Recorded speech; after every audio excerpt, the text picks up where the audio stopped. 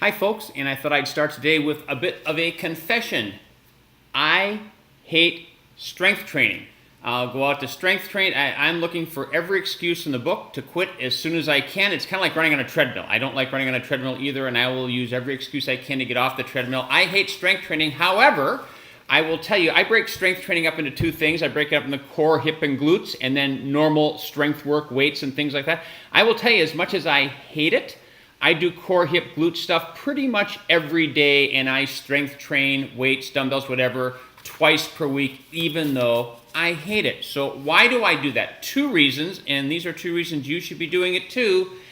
It improves running economy, and it lowers your injury risk. Both are important things, and the injury risk will also help improve the running economy because the more often you can run, the better you get at running.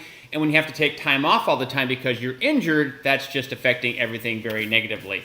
So running economy, how does it improve your running economy? Well, when you have a strong chassis, you will run better from your first step. You're just going to have better form. You're going to be more upright. You're going to be better, and you're going to be able to do it for longer, which is your running economy typically will really start to suffer towards the end of a race because the body's getting tired. So that strong chassis that you develop from the core, hip, glutes, and all the strength work is going to improve that running economy. It's going to make you more efficient. You're going to be able to run faster for longer.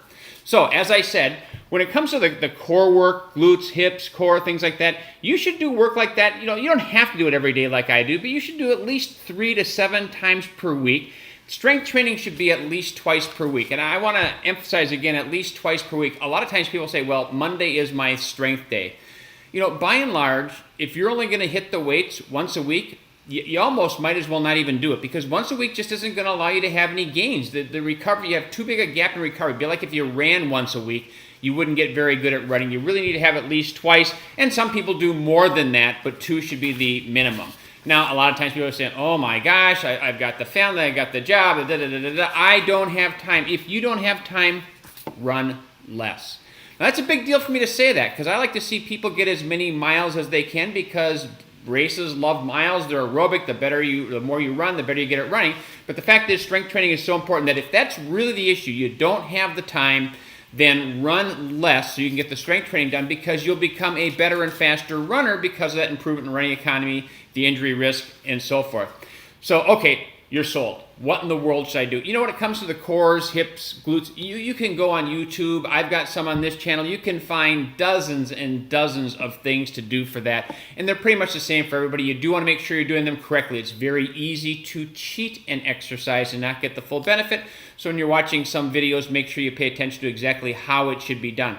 When it comes to the strength work, though, it's difficult to say what people should do because everybody's a little bit different. We all have some different needs. So things you can do if you have the time is, one, get a functional movement screen, FMS. Most physical therapy places will do that. I know Athletico does those, and Athletico has a national presence, but you get a functional movement screen, and they will watch you in different movements and tell you that your left leg is weak. They'll tell you what you need to work on. So you can get a functional movement screen. If you have an iPhone, you could also get the Saucony Stride Lab app. Now, that is not available for Android to the best of my knowledge. It looks like it's not going to be, so it must have something to do with the devices inside the iPhone that they use for various measurements. That really won't give you quite as much on the strength, but if you can't get to a functional movement screen, the Saucony Stride Lab does a great job of identifying where you probably have some gaps, and they will make suggestions on how you can improve.